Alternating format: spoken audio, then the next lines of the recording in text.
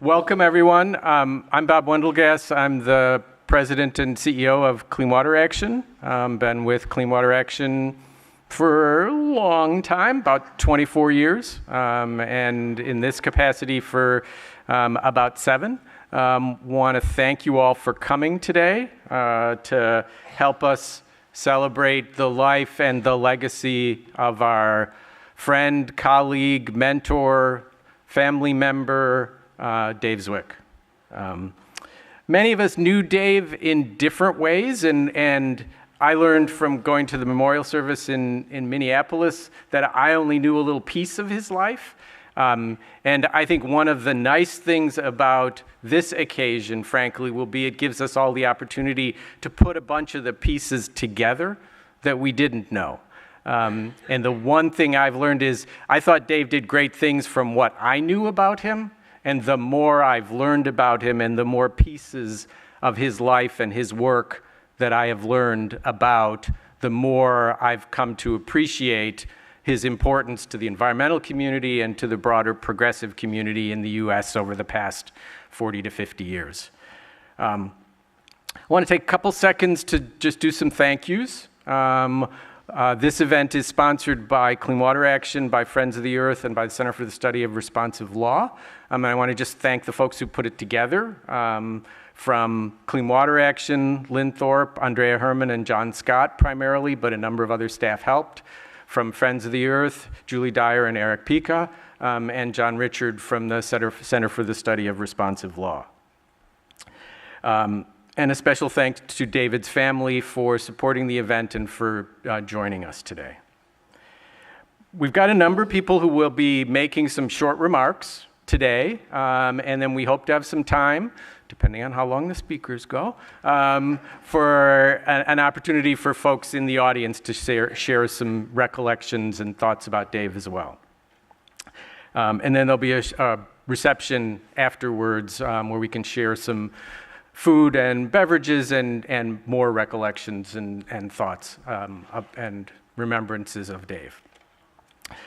Since I've got the mic, let me just take one more minute to say a couple of things about my experiences with Dave. So I joined Clean Water Action in 1990 as Pennsylvania State Director. I'd been doing organizing for 16 years by that time. So I thought I knew a lot about organizing, and I have to say I learned a lot from Dave in the years that I worked with him and in the years that he was my boss and my supervisor and my mentor. As everybody knows, he was wicked smart. He was a great strategist and a great campaign tactician, and in some ways, I loved and hated my meetings with him because he always could ask the question about, well, have you thought? And he always zeroed in on the thing that I was most unclear about or worried about. But at the end of that conversation, I always ended up in a stronger and better place than I had been at the start. Now that I'm president of Clean Water Action, I think about Dave a little bit differently and think and appreciate some of his other talents. And the one that I want to mention, and then I'll stop, is just to say one of the things I think that Dave was great about as CEO of Clean Water Action was that he was able to be the center of the organization without needing to be the center of attention in the organization. And it's kind of a distinction, maybe splitting hairs, but I think it's important. One of the things that you'll hear from people who worked at Clean Water Action over the years is that Dave taught them, Dave mentored them, Dave gave them room to grow and become an activist organizer, to run their own organization or to go out into the world and do lots of great work. And Dave was great about that, about giving people the skills they needed, but then giving them the space they needed, and giving them the authority and the ability to do things on their own without, him telling them what to do. But at the same time, Dave was always the heart and the soul of Clean Water Action. And you knew, even if he wasn't the face that you saw all the time, you knew that he was the inspiration, and that his his vision was the vision that was moving the organization forward. So doing either of those two things isn't that hard. Doing them both together, I think, is a challenge that Dave did singularly well. All right, that's all for me at the moment. So like I said, we have a number of speakers scheduled for today. The first is the person who I think probably introduced David to the world of activism and public interest work, and that's Ralph Nader.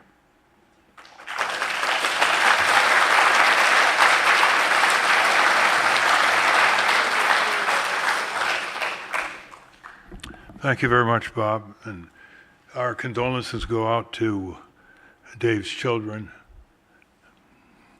Winnie and Ruth and Jack, and all his family, his larger family. There's a sort of cultural ritual for gatherings like this. They're not exactly religious, they're secular, and they have their own vulnerabilities. There's a lot of memories and anecdotes, and I hope they're all going to be recorded because they're an important part of all of your relationships with Dave. But he's such a signal historic figure that I want to push this a little further. When I first interviewed Dave, he was several years out of the Coast Guard Academy and 4 years in the Coast Guard at Harvard Law School, and he came, and I thought he was a third-year student because we were recruiting for hiring, and he was a second-year student. And I said, well, wait until you finish. And he said, I'm ready to go now. And he broke into his routine of 3 years at the law school and produced two books with colleagues, worked on a book called Who Runs Congress, of course, the water wasteland. Very, very important factor in Capitol Hill in drafting the Clean Water Act. It's a very complex piece of legislation, and he just cast aside finishing law school for a while until he got that bill drafted right. And I remember how many hours he spent on Capitol Hill going into Senate, House, conference, drafts, redrafts, overriding lobbyists for the dirty water industry.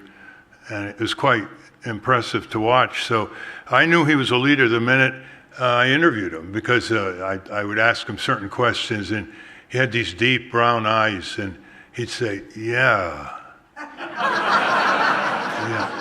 And he didn't overtalk. A lot of people, you know, they want to impress you by how fast they talk per minute, and he would nod like this. So he was deep as the water he tried to clean up. So the signal feature of his career, which is ruptured far too early, was developing the civic personality. And the civic personality is critical in endurance and creativity and accomplishment. And we don't talk enough about it. We talk about the athletic personality, the will to win, in addition to physical talent, or the commercial, entrepreneurial personality. But the civic personality is focus, dedicate the time, learn about the subject, be knowledgeable and accurate, give other people you're working with full credit, do not hog the credit, develop resiliency against the inevitable problems and obstacles placed in the way because you're trying to tame power with justice. Keep up to date, keep expanding the network way beyond the subject matter that you're focused on, like clean water, because democracy is a seamless web, justice is a seamless web. You've got to go into more and more areas, as Dave did. You've got to start more groups.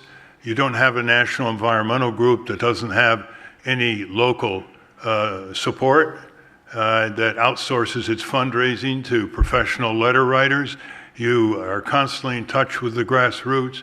You define leadership as producing more leaders, not producing more followers. You don't try to hog the attention, try to give other people the attention. He was almost too extreme on that. But he touched all these bases, and if we weren't so frenetic on time and are not able to devote a whole day to Dave Zwick, I could elaborate more, the civic personality. That is a teachable personality. That's not something you're born with. That's something you learn. You learn it with humility, you learn it with curiosity, you learn it with concentration, and you learn it with imagination. All of those traits he had. And every time I met him, I would end up talking most of the time because he would say, yeah. And then he'd react with great brevity. So let's pioneer this evening as Dave would want us to do.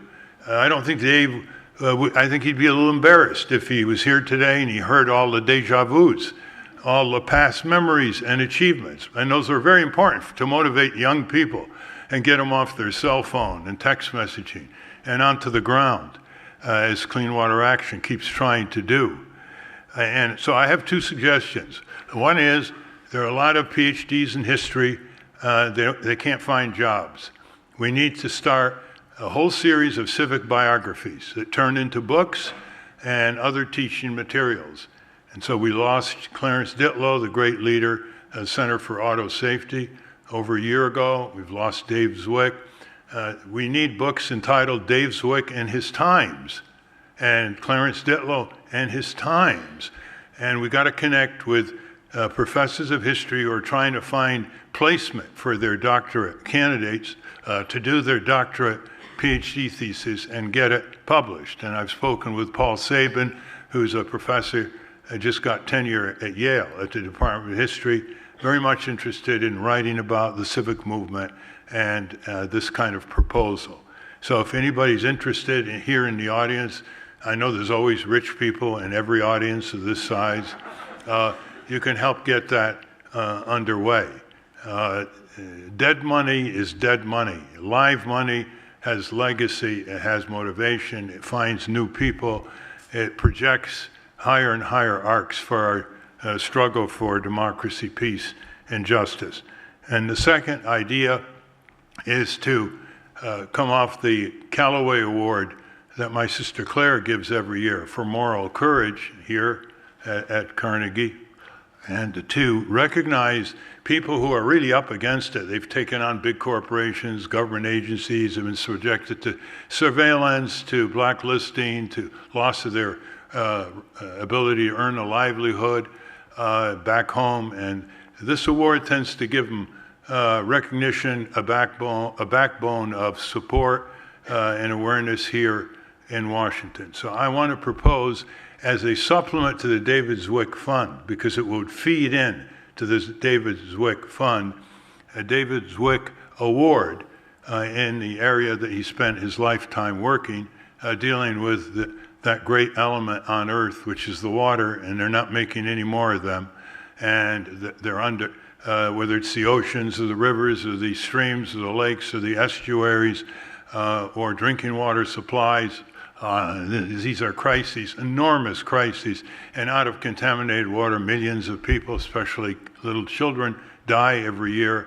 This is going to continue to be a huge challenge because the water polluters are relentless. They use our precious water as their private, profit-driven sewers and let those who die, die. So I'd like to propose a David Zwick Award that would be given to one or two every year that would bring together people who knew David and who didn't know David but should know David, like-minded people in common pursuit. That's an important aspect of an annual award in contrast to a scholarship. And that would also feed out back around the country where people are struggling valiantly but aren't getting much recognition. We honor what we recognize, and obviously we recognize entertainers and artists and sports figures, but to try to recognize civic leaders means to turn completely upside down our culture where the worst is first and the best is last.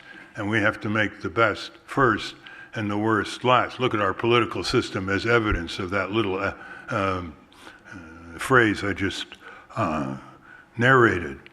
And so what I'd like to do is suggest the following and get it done, because wasn't Dave a get it done person? It was get it done, not just talk about it. And it can be done right this evening in terms of further contact. An award in perpetuity is $100,000. That's all it takes. You get a treasury bond or whatever, and the income every year provides a $1,500 or $2,000 award to two people, plus expenses. And it's very efficient, and it's forever, if anything can be, forever. And so we want to try to get this underway, and as I say, it's a great feed-in to the people who come to support the David Zwick Fund, whose purposes are described in the materials you have. So we can commit $10,000 to begin it, and we're open to anybody else who wants to come up to the Clean Water Action, and Bob, I can't imagine anybody against this, and pledge more. And it's a tax-deductible pledge, so it's 2/3 in terms of a net contribution or so. So let's get that done. And all of us who have more ideas about how to expand the singular heritage of Dave, and he's a singular person in American history, not just in clean water efforts, please get in touch with Bob and Clean Water Action and whoever else you know who've worked for many years with Dave, and let's get it done, because we have a complete stigma attached to the important things in life, and the mass media gives attention to the less important things of life and the seedy parts of life, which of course is a controlling process. If you keep people's expectations down and their vision down and the sense of their rights down, you don't have to do much more to control them. So we want to try to elevate this effort as much as we can in that manner. I'm sorry I took over my allotted time, but any of you want to come up with ideas or suggestions or add to the award, we'll pay modest tribute to someone who lost his life too early. He had many more years that he could have contributed, but such was the fate. Thank you very much.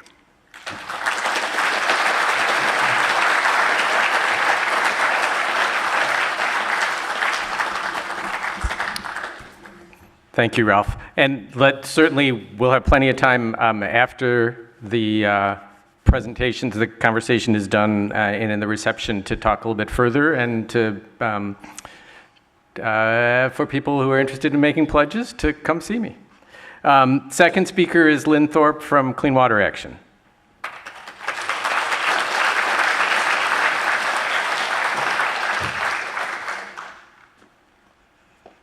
Thank you.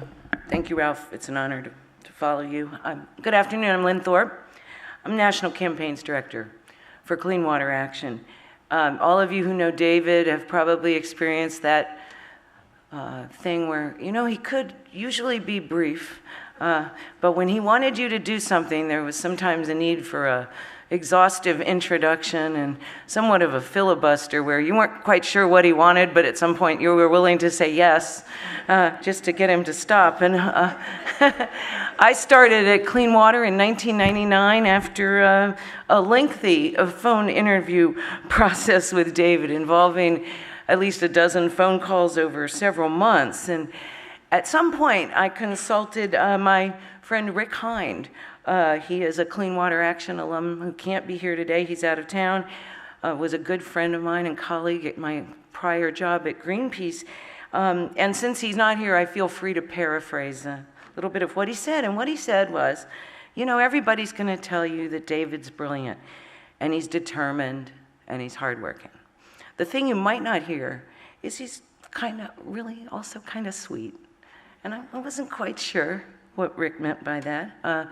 But I did come to find out that David's hardworking and determination has left a legacy at this organization and was quite obvious in the years we worked together. Think of what it took to pioneer canvassing for an organization like ours and for the environmental and health movement, and to have it still here decades later. That's one of the reasons our DC field canvass staff who are here can be with us today. And they're going to leave us a little later to go out and enlist people and motivate and mobilize them just like they always have. It turned out that Rick was right about the sweetness too. During my epic interview process, David learned a lot about my life, and over the years he would bring it up, talk to me about personal things that he'd picked up in the course of that. I, of course, learned a lot about David during that lengthy telephone interview process, especially about how proud he was of his family. I think I knew everything about Jack, Winnie, and Ruth before I even started the job. I noticed that he always broke away from his marathon phone schedule at our office to join our weekly Friday potluck lunches. He brought the family to weekend gatherings that we would have with the office folks. He came to my mom's memorial gathering at my dad's house. And then when we were looking through photos, I noticed that a lot of the photos we have of David, some of which you are seeing here, are from social events among all the many decades of clean water staff, at weddings, holiday parties, birthday parties. I came to think that while David would go about his a lot of work, a lot of the time approach to life, he wanted the clean water folks to be a family, and he fostered an appreciation of the events that helped to make that happen over decades. And that really is sweet, and I think it's as important of a legacy for those of us who work at Clean Water now or who have in the past as the legacy of persistence and determination in mobilizing people and coming up with smart policy solutions.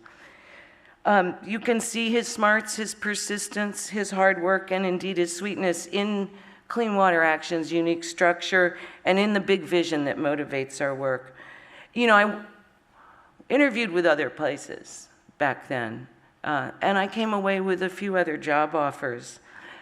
But I think that David knew that I was always going to come to work for Clean Water from the very first time I picked up the phone. And he said those words you've all heard so many times. "Lynn Thorp, this is David Zwick. I want to talk to you about something." You knew you were in for it when you heard that. As was often the case, David was right, and I'll always be glad that he was. Thank you very much for being here.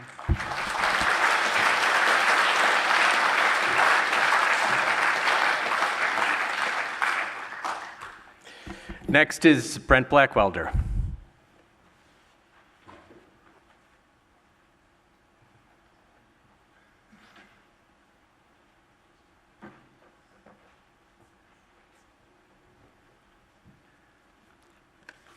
Well, I'm glad to see this turnout for David's memorial service. I've been president of the Friends of the Earth and other groups, and for Friends of the Earth, David Zwick and Clarence Ditlow were board members for 5 decades, and I think that was a time when you could really see what difference they made in their lives. I want to focus my comments on how David, with the Clean Water, brought some pioneering thoughts in, namely on how you could take issue-based canvasses and turn them into electoral candidates to get people in office that would do something about it. And I'm concerned about river engineering as another major threat. He helped us with the canvas. Marion Eady was the head of the League of Conservation Voters and suggested that the north and southern suburbs of Philadelphia were controlled by Republicans, but that some brilliant people, as a result of Watergate, got in. One of them was Bob Edgar. Now, you may think that doesn't matter here or there, as one of that freshman class was extraordinary, but what Edgar turned into was a champion that was willing to fight and criticize water projects, no matter whose district they were in. And that election of Edgar year after year after year was an amazing thing, because unlike issue canvasses, David warned us that you will probably not get anything raised in terms of dollars if you're going about an election. And he was right. Those are much tougher canvases, but the league spent, in terms of effort, on both of those candidates over the years, hundreds of thousands of dollars in visits and contacts. And so it showed how combining canvassing where appropriate would make a huge difference in the governance of the country. So Edgar went on to have a great effort in terms of leading the fight to support water project reform under Jimmy Carter.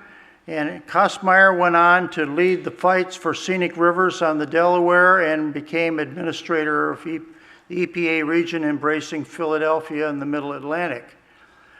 So that's one of the aspects of David that I think was truly groundbreaking. The next thing I want to mention is how other people saw the effectiveness of what was being done and took the canvas into places like Nebraska, because there was another big water project fight on the Niobrara River.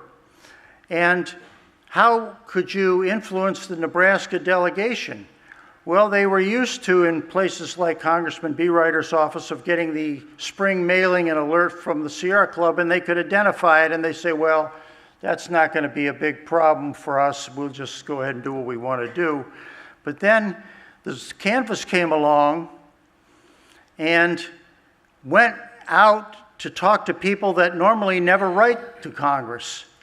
And so, bingo, what happened was that Congressman Beeryder's office couldn't find out, why am I getting all this mail about the boondoggle water project of the Bureau of Reclamation on the Niobrara River? Well, that continued with another fight on the Two Forks Dam in Colorado, saving the South Platte River. He targeted the Denver Water Board with the effort of letting them know that this was a dumb idea and that they didn't want the crazy water bills that they were going to get. So this shows how the combination started to work, and now this canvassing method is being used more and more where the appropriate circumstances prevail. And the final thing I want to mention is that David liked to try some experimental things.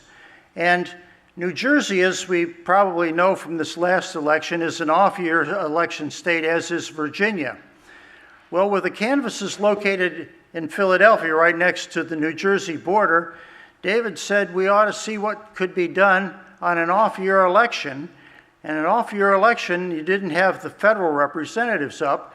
We were going to focus on the state legislature.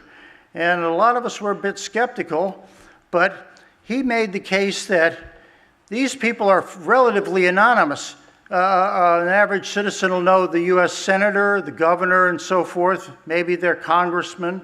But he said, let's give it a shot. And so he even enlisted me, as he did frequently, to go out and canvass some of these neighborhoods in New Jersey. And I'm thinking, I don't think we're going to make much difference. Nobody has even heard of their legislature. But it's turned out that when the results came in, we had swayed almost every race we canvassed in, some by a double-digit margin. The only problem was we couldn't raise any money, so that effort came to an end, but it illustrates the ongoing pioneer effort that David Zwick did throughout his whole life. And as I said, for 5 decades I saw him in action, and he did not quit. He kept going. So, David, we salute you, and we're trying to continue that effort.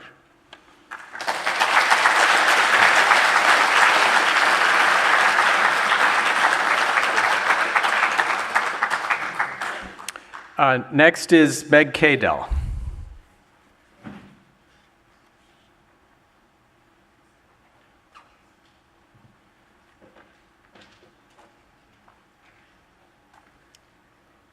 Hi, I'm David's younger sister, and what a wonderful gathering this is of people to celebrate the life of a person that we all love and miss. When Winnie emailed me to ask if I wanted to speak today, I initially declined. But you know how it is when you're trying to go to sleep and your brain is saying there's something you need to think about, there's some kind of thing that needs to happen. So I spent a couple nights like that, and so here I am. When I was getting ready to go to Minneapolis for the service for David there, I was telling a group of my friends about David, and one of them, who's very interested in environmental issues, looked at me and said, "He was your brother?" And, you know, that should have been my first clue that I was going to be presented with some new perspectives about David. In Minneapolis, I met and listened to a lot of really wonderful people. A lot of you are here again today, thank you. And I heard a lot of loving and inspiring stories about David. I have to say, though, I didn't learn any new facts about David. Like you, I know his story: Coast Guard, Vietnam, Harvard, Nader's Raiders, Clean Water Action. A copy of Water Wasteland sat on my family's coffee table for at least a year because our dad was so proud of David in that book. And I really did know how remarkable and special David was. But as I sat and listened to all these stories and words of admiration for his work and passion, I began to really get a sense of how much bigger his world was than the caring, humble brother, father, husband, son that I knew. David and I did not grow up together, and in fact, I first met him when I was 9 years old. He was at the Coast Guard Academy playing football at that point, and his first dinner at our house is part of our family lore. This new, quiet, kind brother, who at the time seemed larger than life to me, sat down to dinner and ate and ate and ate and ate. We did have the opportunity to get to know each other a bit better before he went to Vietnam. When he was there, my sister and I made brownies for him. I'm sure it must have taken weeks for those brownies to reach his ship, and I'm sure they were hard as rocks by the time they got there. But he always mentioned them in his letters, thanking us and telling us how much he enjoyed sharing them. So of course we'd immediately make him some more.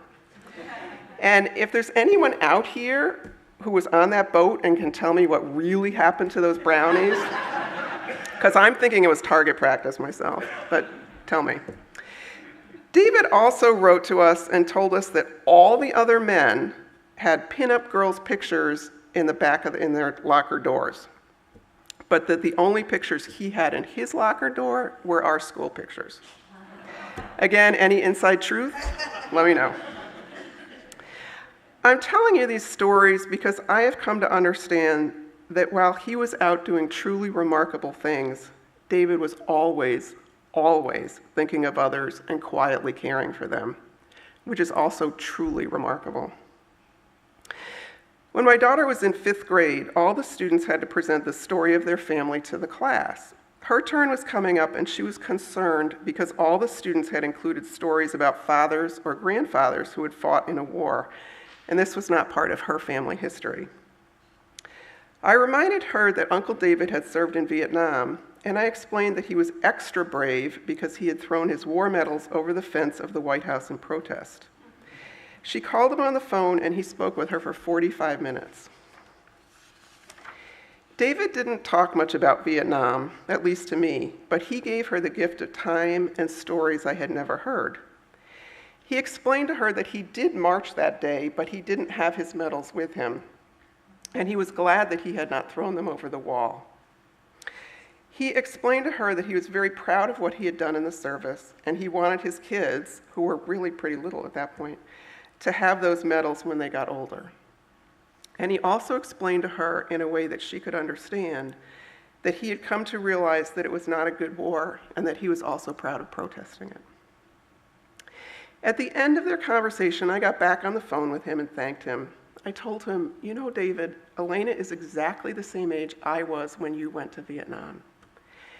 And we both really had this moment of mutual time warp. We were both now adults with kids. He was no longer twice as old as I was. And when I look back from my current position to that larger-than-life person I met when I was 9 years old, I realize now he was not much more than a kid himself. So that larger-than-life kid grew up into the David we all love, who was honored in Minneapolis and who's being honored here today by all of us gathered. David did so many huge and important and remarkable things that it's really hard for me to wrap my brain around all of them. And to those of you who are continuing his work, I say thank you, especially today when the work is even harder and more important. But what I have come to understand, for myself anyway, is that while David was doing all these amazing things, the most remarkable thing he did was that he continued to live a life filled with caring and love and positive direction to his children and family. And for all of this, I am so grateful to have had David in my life. Thank you.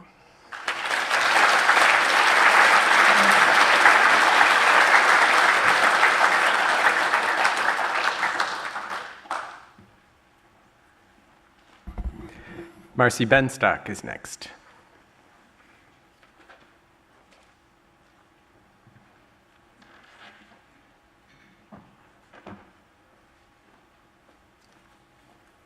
Thank you. I was Dave's co-author on Water Wasteland, and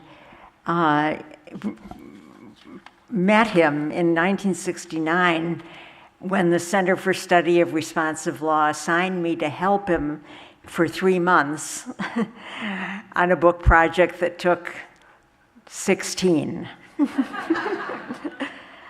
The lessons I learned from Dave and from writing that book shaped the work I did to preserve natural systems and the laws that are supposed to protect them for the rest of my life.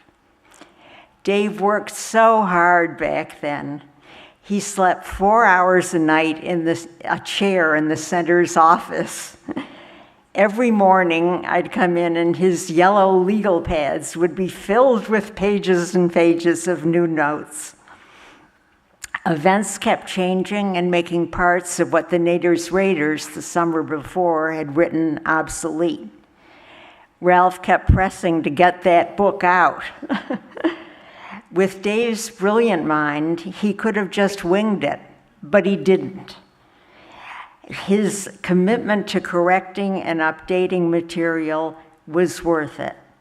He turned the book into a rock-solid foundation for what came next, a superb Clean Water Act of 1972. Even under pressure, Dave had time.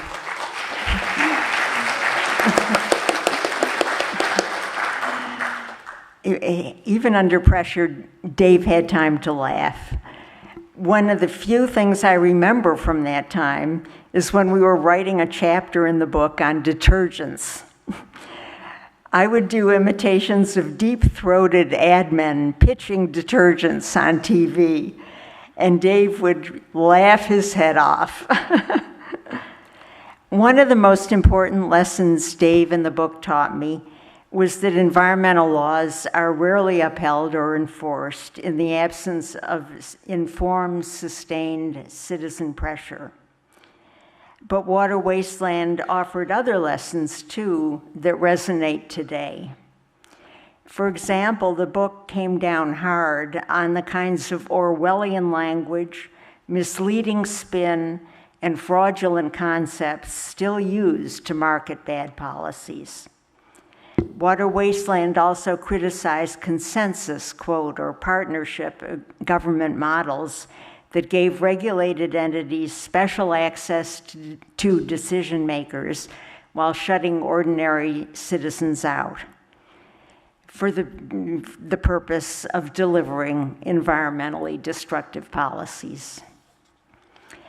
Water Wasteland stressed that the water belongs to all the people. The book came close to saying that the physical integrity of existing naturally occurring habitats in rivers, wetlands, and coastal waters has to be preserved and protected in order to sustain wild fisheries and other living marine resources. That reality led Dave to insist on what became the Clean Water Act's, quote, zero discharge, unquote, goal. That is, not putting anything into the water that doesn't absolutely have to be there, from toxic pollutants to misplaced real estate development projects. As soon as Water Wasteland was finished, I went back to New York, so I didn't follow Dave's work to get a strong Clean Water Act written and passed. But I guessed how important his role must have been when I audited a course in 2014 that was given by Leon Billings and Tom Jorling, key Senate staffers when the great environmental laws of the early 1970s were passed. When I mentioned Dave's name to Billings, who had been Senator Ed Muskie's top aide, Billings' face lit up, and he eagerly asked what Dave was doing and how to reach him.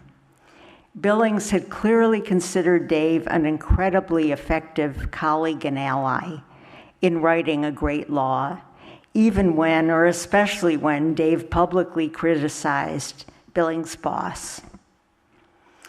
Dave and I stayed in touch through the years, and I sometimes asked him for advice when I was stumped by an especially knotty problem. I was deeply impressed by the fine staff he hired and put me in touch with at Clean Water Action, notably the leaders in the Model Coalition to Save Section 404 of the Clean Water Act in 1977, and Paul Schwartz later on. Dave himself would put in an oar whenever he could, with our 12-year battle to get billions of dollars in public funds transferred to mass transit instead of being squandered building a habitat-destroying Westway Highway and River Development project that was planned for the Hudson River. Dave organized sign-on letters from national groups to the Army Corps, urging the Corps to deny Clean Water Act permits, not only for Westway, but for Son of Westway, which we're still fighting today. Dave also joined us when he could at meetings with high-level officials, where I marveled at what a quick study he was and how articulate and persuasive. Thank you, Dave, for the immense privilege of working with you and being your friend. Thank you, Dave's beloved family, for letting Dave give so much to all of us whose lives he touched. Thank you, Dave, for the enormous legacies you've left for the public good. And great thanks to all of you here today, especially Ralph and John, for bringing good people together and letting them learn from one another and from you. Thank you.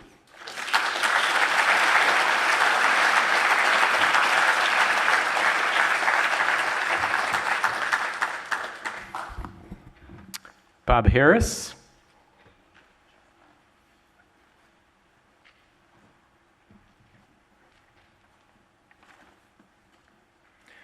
I had the honor of writing for Science Magazine a review of Water Wasteland, which Marcy claims not to have known about. It was, of course, the book that changed the world, at least the world of water pollution abatement, and steered the course for this nation to finally address a problem that had been languishing for decades. I was assistant professor at the University of Maryland at the time, fresh out of Harvard PhD program in environmental engineering. And Dave and I were there at the same time. We overlapped, although I don't remember ever meeting him and his being in any of the classes. But then after Ralph unceremoniously snatched him away from Harvard and brought him to DC, I would learn later that Dave didn't attend class. He would show up only on days of exams. And I can remember working with him and say, "Where's Dave?" Well, he's gone off to Harvard to take an exam. I had the privilege of spending the summer of 1972 working with Ralph on drinking water issues. My office was at the Corporate Accountability Research Group, which was on the corner of 19th and M Street. My desk was in the hallway outside of Mark Green's office and around the corner from Dave's. And I would often remark that this was an office that had no windows. And so unless you had a watch and a calendar, you may not know what day it is or whether it was day or night. When I left in the early evening, Dave was still at work at his desk, and when I would come back in the next morning, he would either be still at work at his desk or he would be asleep on top of his desk. I think it was that summer when Dave lost his diurnal cycle. Then after completing a nationwide study of drinking water ills during the academic year of 1972 to 73, when I was still at the University of Maryland, funded by Ralph, visited 12 locations around the country on a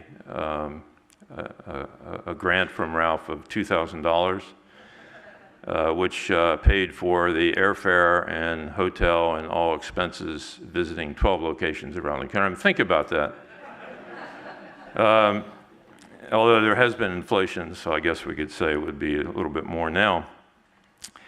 But I joined the Environmental Defense Fund after that experience, being bitten by the Washington bug, and the work that we did, we testified before Congress, and Dave was instrumental in lobbying for the Safe Drinking Water Act in 1973 and 74. And he was obviously extremely well respected by the staff members, as well as congressmen and senators who worked on the bill. And of course, it passed Congress in, I believe it was the fall of 1974. Gerald Ford signed it into law. And if you can remember, those were the days of bipartisanship. Just barely remember that.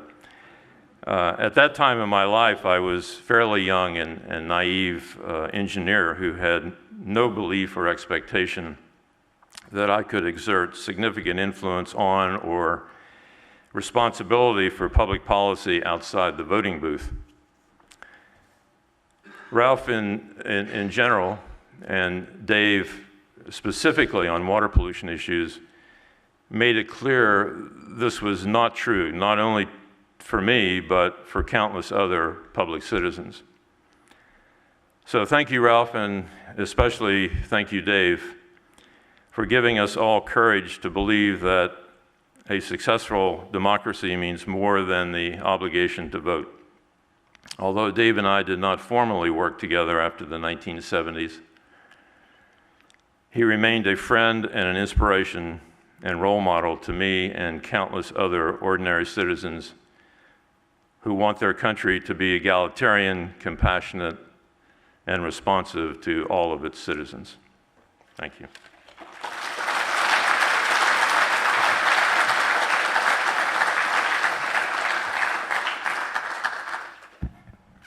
Peggy Ladner.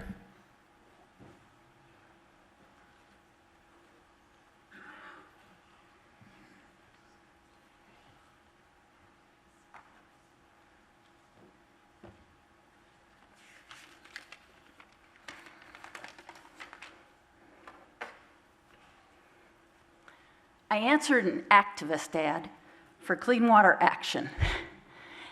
I met Dave Zwick and that began my education in environmental activism that enriched my life, prepared me for a fulfilling and meaningful career that has also made a difference in this world.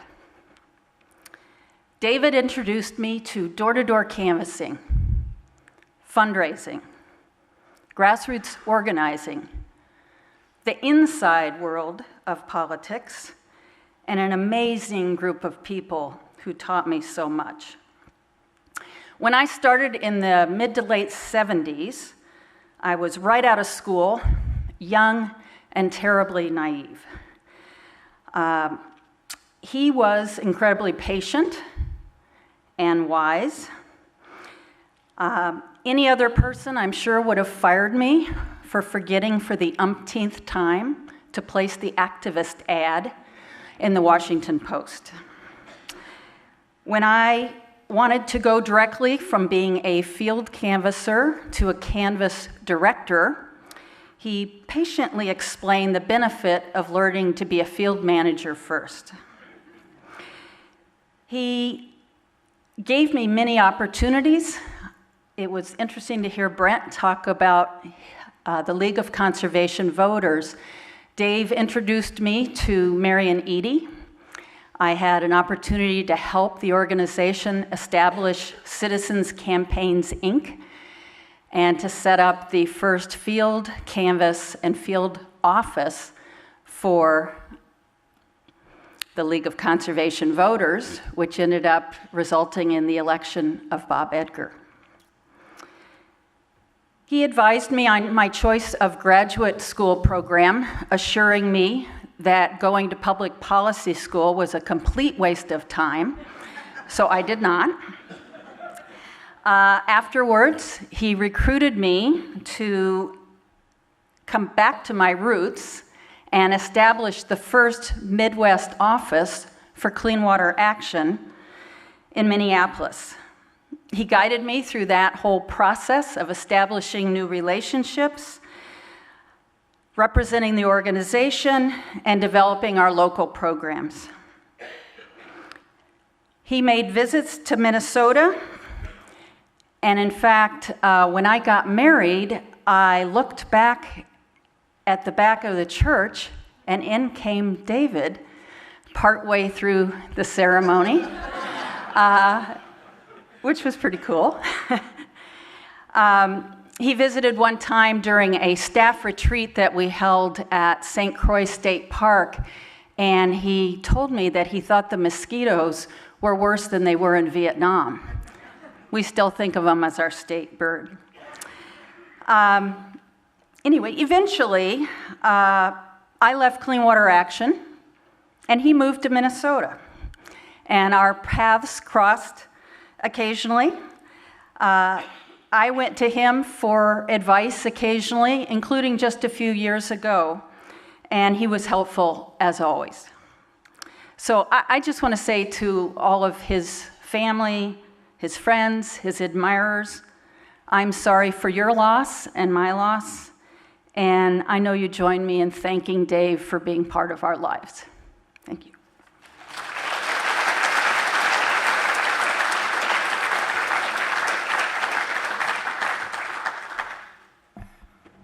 Harrison Welford.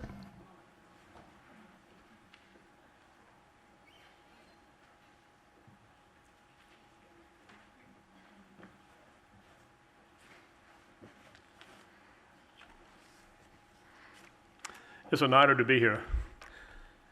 Dave was one of those people that I always wanted to know better and somehow never found the time to really do it.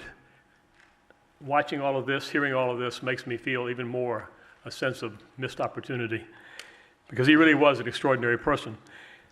50 years ago today, literally, I flew down from Cambridge to meet with a kind of strange fellow that had been recommended to me by a professor at Yale Law School. His name was Ralph Nader. And as I flew into Washington, there was smoke in the sky, and you could see fires. And I got in the cab, and the cab driver said, I don't think you want to go where you told me to go. And that was DuPont Circle Hotel. And he said, because that's where all the fire is. That's where the riots are. So I thought, well, this has been set up for a long time. I can't believe that Nader would sort of sacrifice me to this lunch. And so I went ahead. It was right. I mean, there was smoke everywhere, but there was no fire where we were. And he told me about this new job possibility for me to help him run the Center for Responsive Law. And everybody at Harvard thought I was out of my mind to even consider it. I was a teaching fellow for Henry Kissinger. I could see my future, philosopher, statesman. I mean, it just seemed to be such a natural thing to do.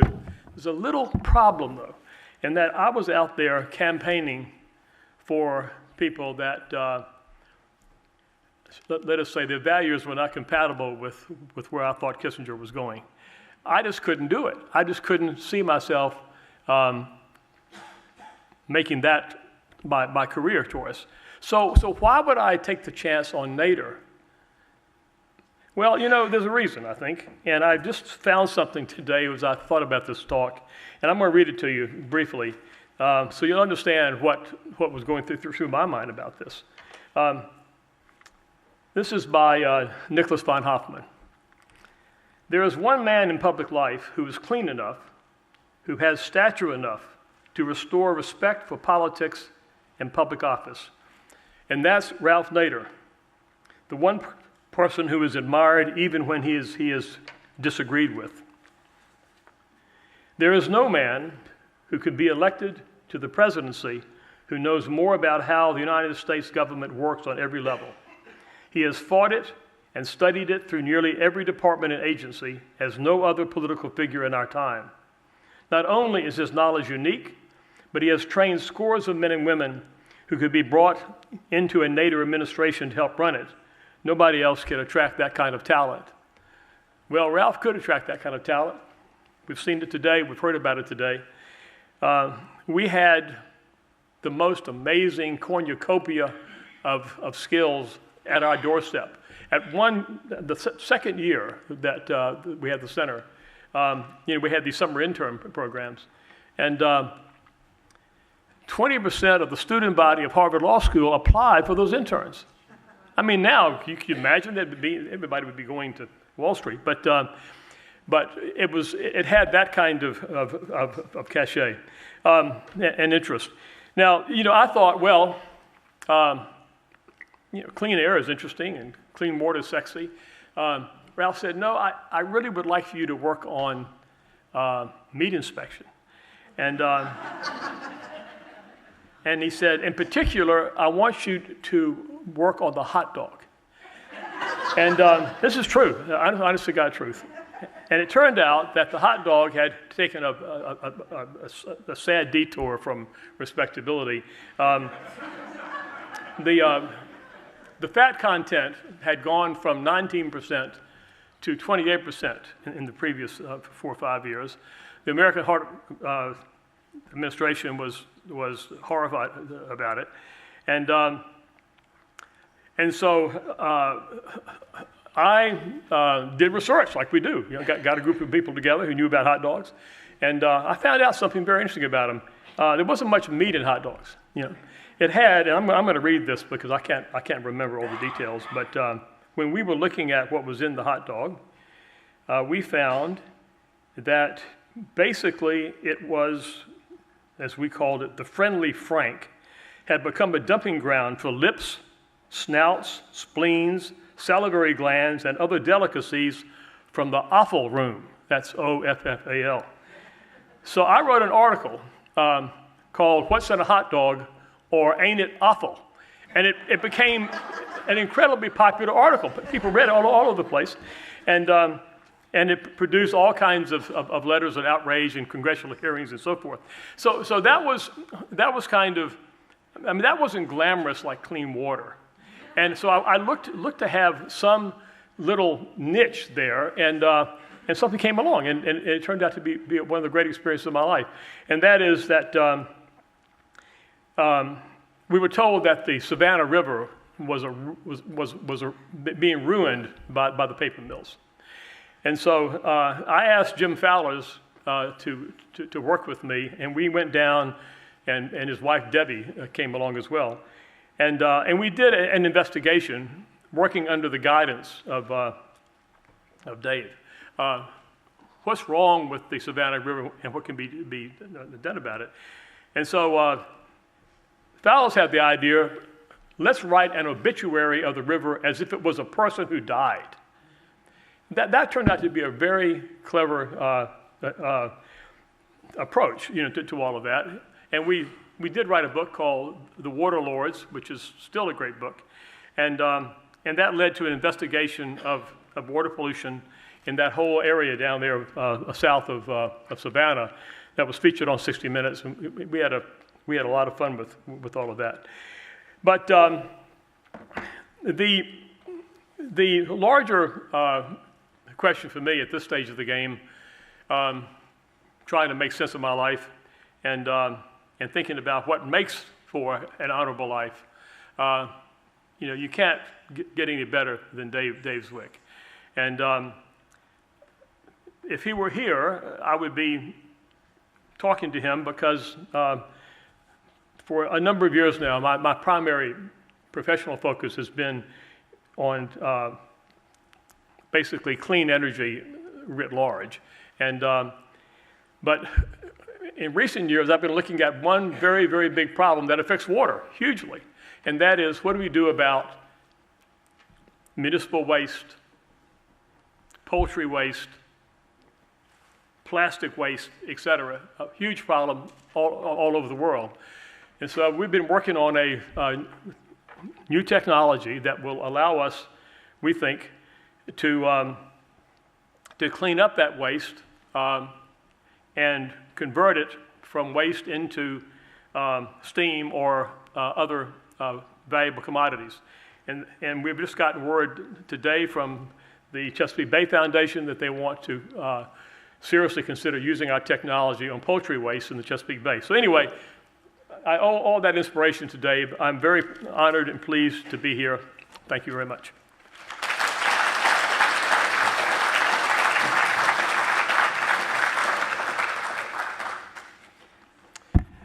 Darcy Nonemacher. It's Darcy.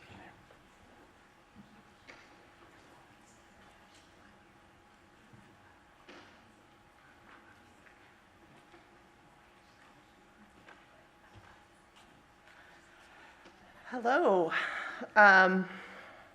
It is an honor to be here, although very sad at the same time, but lots of mixed emotions. I am lucky enough to be one of David's students, and his mentorship really changed my life in many, many ways. When I started at Clean Water Action in the early 2000s, I was a dumb kid who didn't really know much of anything. I knew how to milk cows because I grew up on a dairy farm, but I didn't really understand government. I didn't really understand politics. I didn't understand elections. I had never volunteered for an electoral campaign, and Lynn and David asked me if I wanted to manage an electoral campaign. So it seemed like a very terrible idea, but of course I was young and dumb, and I said yes. And it was awesome. It was going to South Dakota and having the opportunity to work closely with David and learn from him and really break new ground in the state of South Dakota around environmental politics and how do we engage with the communities. And one thing that always struck me was that David was reserved, but he really wanted to get to know everybody. He wanted to know the person who was working in the office next door. He wanted to know the volunteer who was showing up to make phone calls. He wanted to know who the person was in the coffee shop and what their story was. And that was always eye-opening to me. Because I am a good Midwestern Catholic, and you don't talk to people, you just put your head down and do your job. And he was also somebody who really let me learn in lots of different ways, gave me lots of room. I could fail, and there was value in that. I could succeed, and there would be a pat on the back, which was nice, but not too much of a cheer, because there's always more work to get done. And he also had such a surprising sense of humor to me that I remember working at 2 o'clock in the morning in Sioux Falls and trying to get, it was GOTV, so I had to get the next day's precincts ready. And I was a little stressed out. And he started grabbing some pom-poms and doing a cheer for me in the office, which I felt was just so perfect. Because here's this giant of a person and somebody who has changed the world in so many amazing ways, but he is not beyond a red pom-pom and some really sweet moves to help get the job done. He taught me so much, and one of the other lessons he taught me was that when you don't have any clue what to do, that is the most important time to do something. And that if you do something, it could be asking a question, it could be making a new relationship and getting to know somebody who might care about something that you care about, that you always do something big or small, because either you fail and you learn, or you push an obstacle and you might actually get beyond it and be able to move forward. So I just want to say thank you. I'm honored to have a couple minutes to speak and just appreciate David's legacy so much, and I'm proud to carry that forward, and also just send some love and thoughts to his family. So thanks.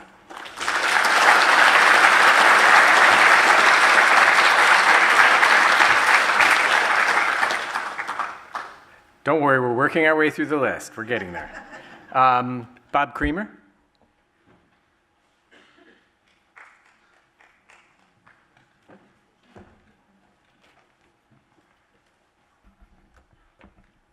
David Zwick was one of a kind.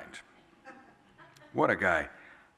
And I can certainly say, for all the people at our firm Democracy Partners, especially for one of my colleagues, Sherry Whiteman, who is an alum of Clean Water Action, and for my wife, Jan Schakowsky, frankly, for everyone whose lives Dave Zwick touched in the progressive movement, he will be sorely missed, but his legacy will not be forgotten.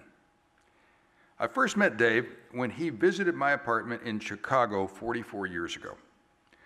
He had already helped found Clean Water Action, helped pass Clean Water Act, wrote Who Rules Congress, co-wrote it, and co-wrote Water Wasteland, and served as gunboat captain. But when he came to see me, he said he wanted to learn from us.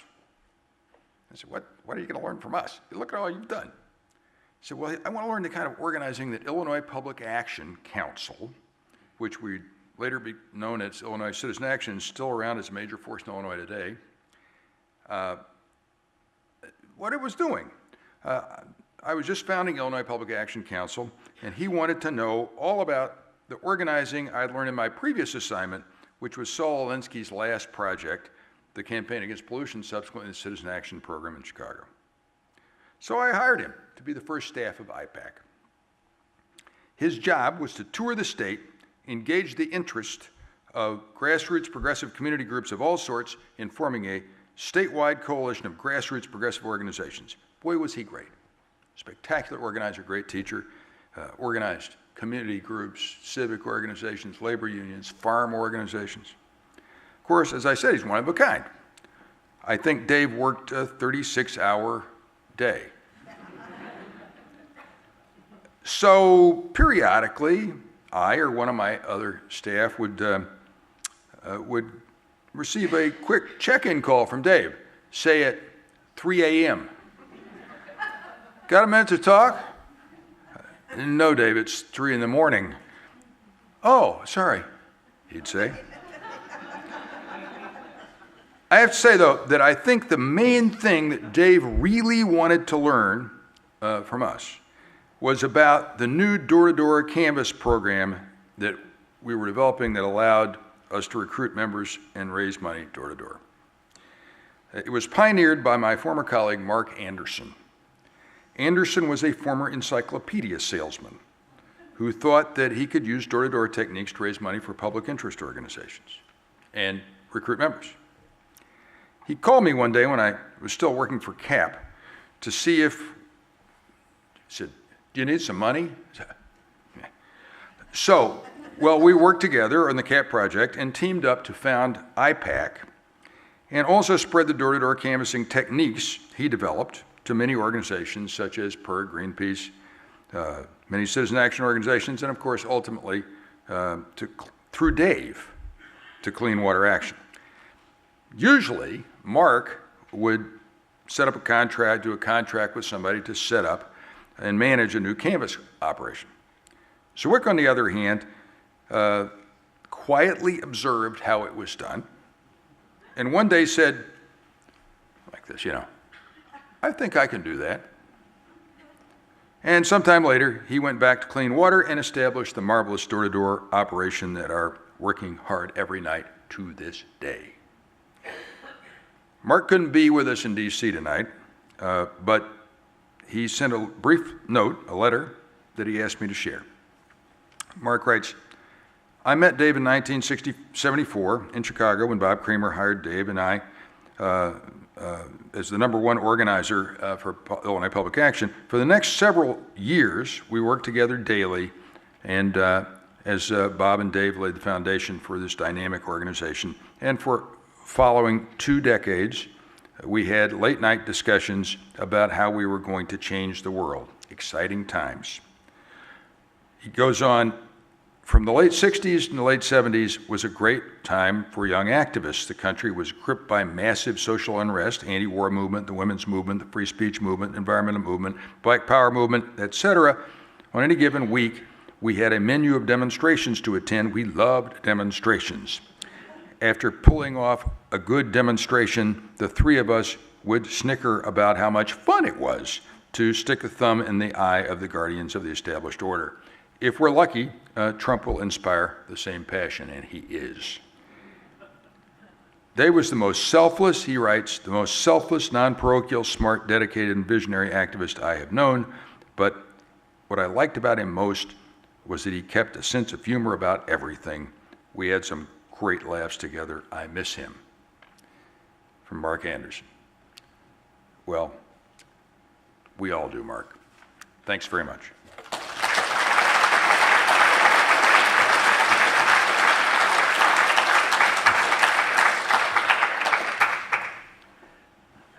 Louise Dunlap.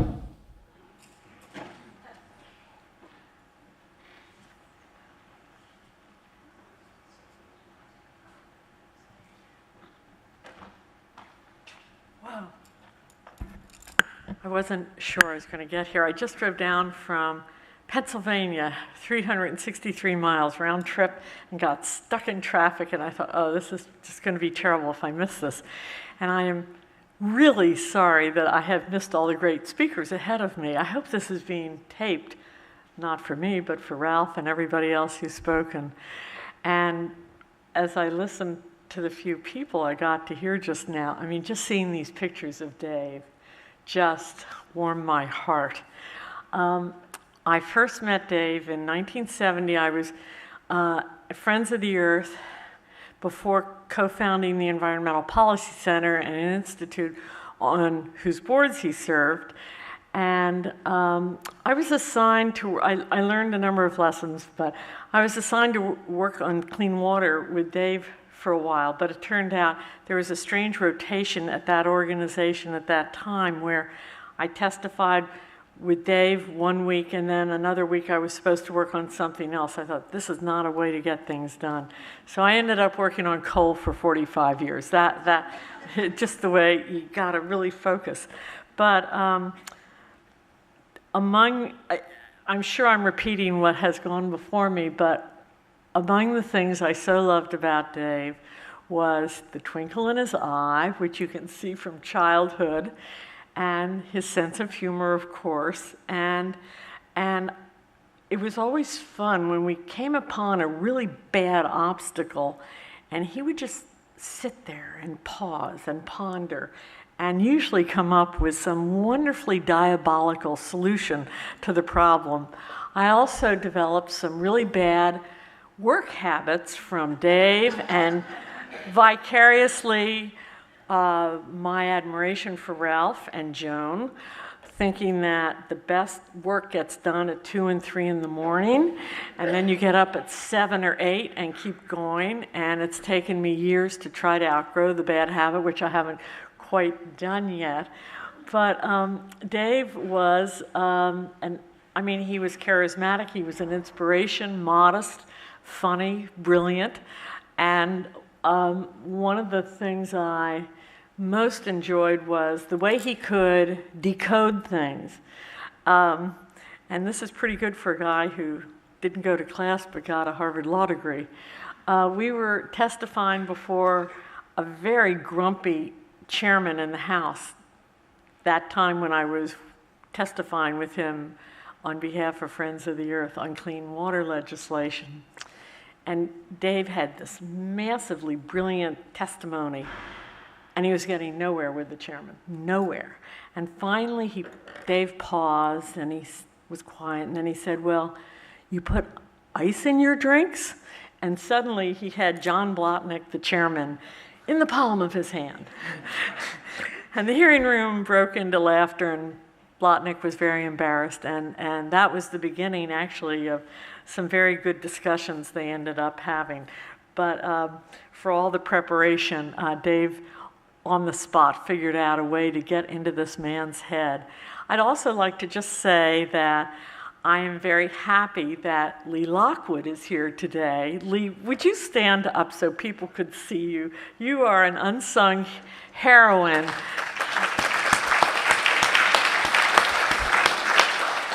Lee and I were classmates at Duke, and Lee's husband, Peter, was the famous chair of the Board of Clean Water, who dedicated a huge amount of his life. He was an attorney at Kaplan and Drysdale and devoted a huge amount of his life as board chair of Clean Water to making sure that Dave's really smart ideas were also correct legally. And Peter passed away last year, and we miss him dearly. And so it's sort of a double tribute from my perspective to both Dave and Peter Lockwood. Thank you.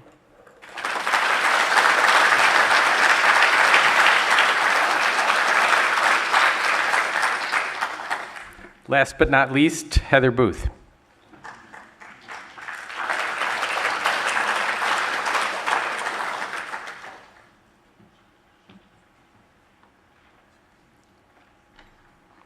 So many of you are heroes and heroines of the social and environmental justice movement. And David is a hero to all of us and to so many others. He was indomitable, fun, dedicated, brilliant, effective, gentle, caring. He helped to make this a better world, not just for clean water, as important as that is, but for building democratic organizations that increase the power of real people against the mighty and unaccountable corporate and political interests. He made building the movement for a just and more equitable society more fun and easier. He always took on the hard and challenging tasks. If there was a way to move forward for the earth and for its people, David could find it and then pass on what he learned in an even better form. I first met him when he came to the organizer training center I ran in Chicago, Midwest Academy. Perhaps it was 1974. As Bob Creamer said, he then went on to work with Illinois Public Action Council. I remember they needed a rural program. So David started driving the back roads of Illinois downstate. And when they said this work was needed, David, of course, would say he could do it. And he did it so well, he built a farmer-labor-rural alliance before it was cool. And he made it cool, and he made it effective. And then he figured out how to run the canvas. Bob again described some of that. And they were working not only to build the canvas in Illinois, but into clean water and around the country. And the world is healthier because of it. And our talents are greater because of it. Then he and Sophie Ann Aoki, and there's several pictures of Sophie Ann in the PowerPoint here, they decided to tie the canvas to political operations. It was one of the first, maybe the first time that was really tried. And then it was so effective that others borrowed it. Bob Edgar was mentioned, but Senator Harkin may have been one of the first candidates to win, also using the canvas to raise funds and talk to people, and then the whole Citizen Action Network around the country. And not just to talk to people, but to listen to people. The very skills that we need to do now. We still need to learn from David. He then went on to create Base Builder and to expand the model of canvassing even further. For all this he did with humility, so much so that few know about his lasting legacy. He gave credit to others, took so little for himself, but trained a generation. It's our job to pass it on. He'd want us to carry on this legacy, especially now, to do the policy and the politics, the work when it's too hard, it's too late, it's too cold, I'm too tired. To do this work to make this a better and more sustainable world, to resist now, to organize now, to elect now, and to turn this perilous period into an era of progressive promise, which it can be if we really build on the lessons that David Zwick told us. This is the kind of challenge that David always would embrace, the perilous ones. And so may we commit, with love in our hearts for David, and for each other, and for this world, to commit to keep on David's legacy, his vision, his dreams, his values, his skills. Keep it alive and change this world as we organize. We carry you on, David. We love you.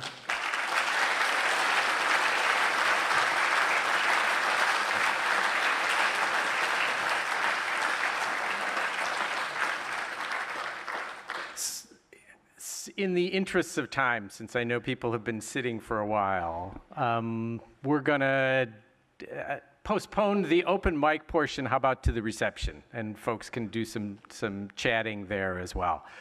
So the last two items we wanted to do, first there is a musical presentation by Dave's family and Clean Water family. John, do you want to help set that up?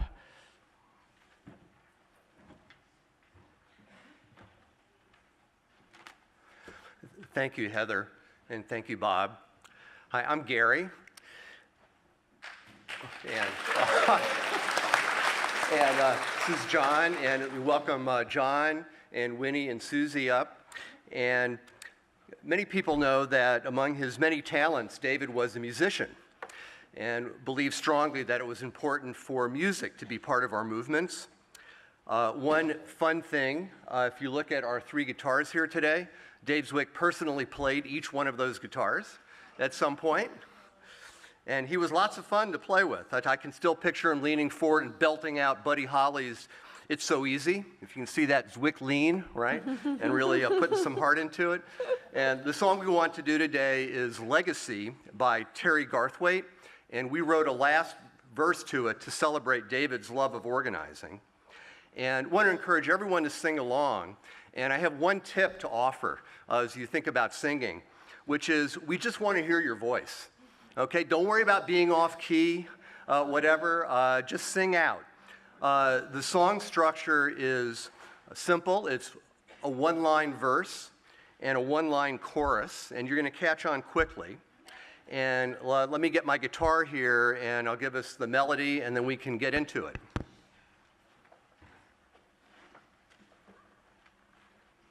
There are not enough lyric sheets to go around, and that's intentional. You'll have to share with somebody next to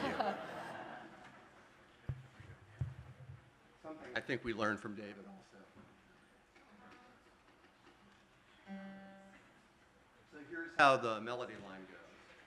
And you'll get to hear two lovely voices sing a cappella before we all join in to make sure we've got it, okay? So it's something like this.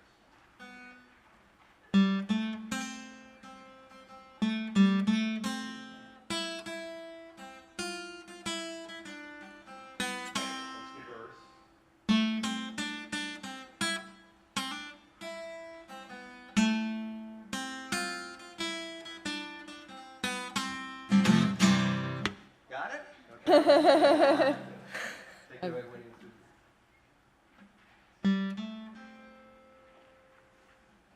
I will lay down the burdens of my father and carry on the legacy of love. If I stumble and fall, help me up, one and all, and we will carry on with love.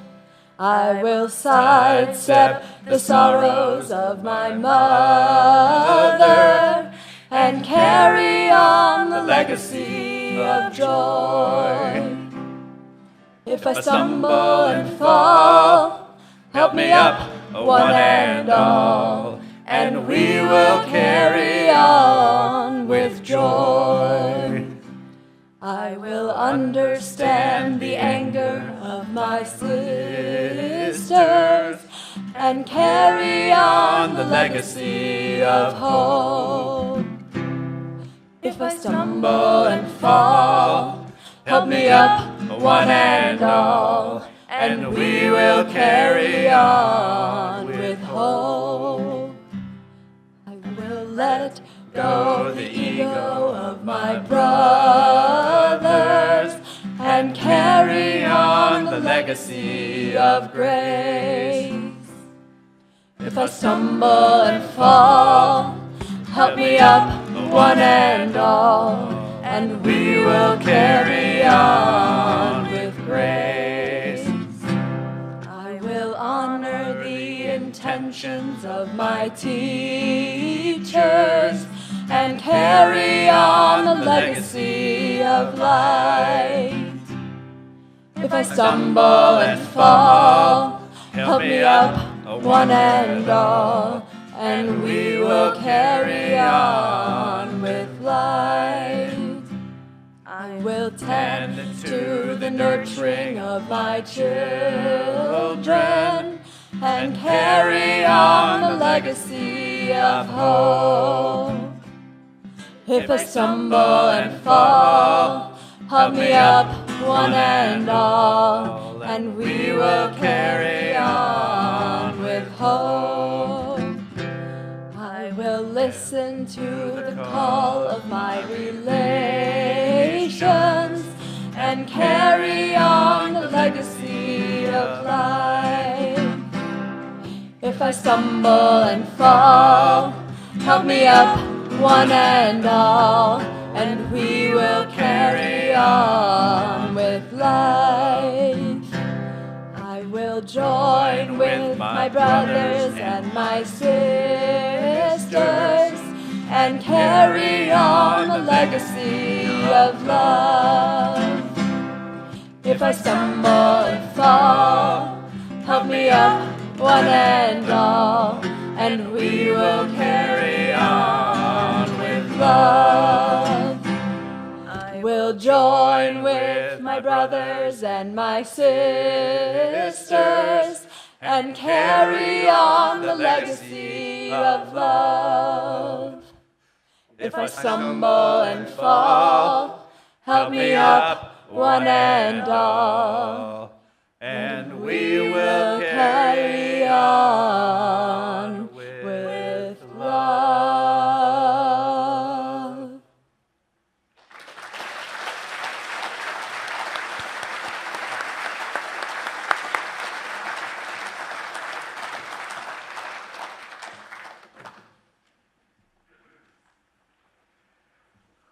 With a couple final closing thoughts, Kate Koeze, who's the chair of the Clean Water Action Board of Directors.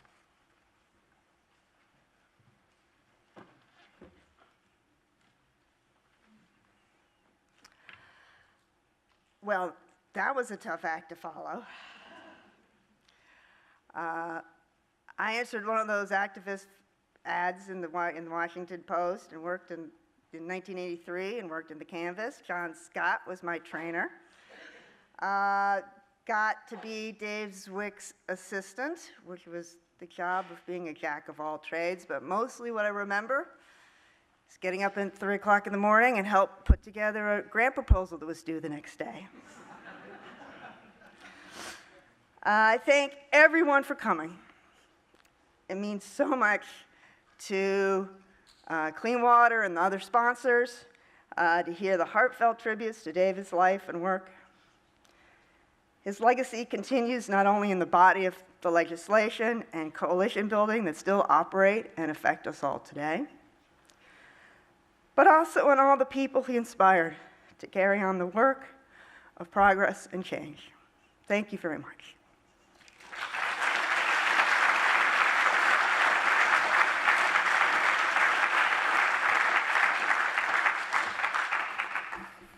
So again, thank you all for coming. There's a reception across the hall with some food and beverages, and we can hang out for a while yet and exchange even more stories about Dave. But appreciate you all being here and helping us to celebrate Dave's work, Dave's life, and the legacy he left for all of us. Thank you.